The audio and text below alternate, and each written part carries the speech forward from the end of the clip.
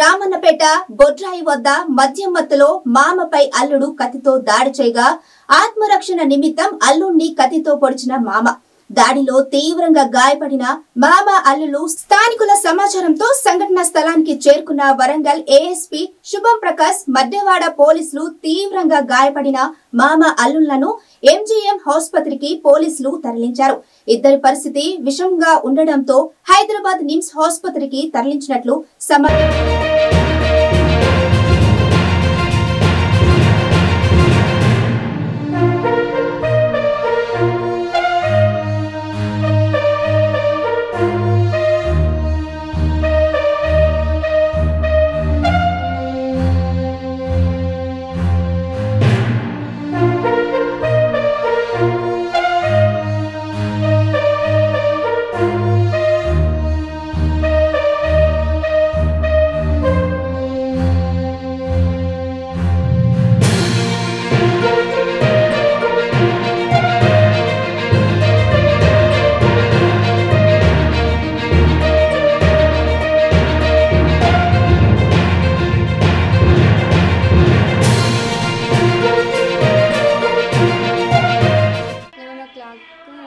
సంవత్సరం కొట్టుకుంటూ వచ్చిండు.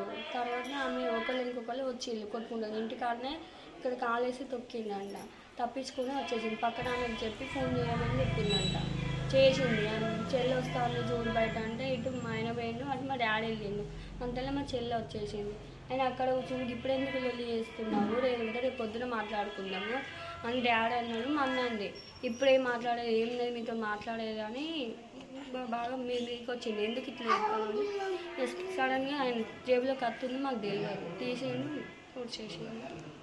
మా డాడీ ఇద్దరు ఆడుతుంది ప్లాన్ వచ్చింది.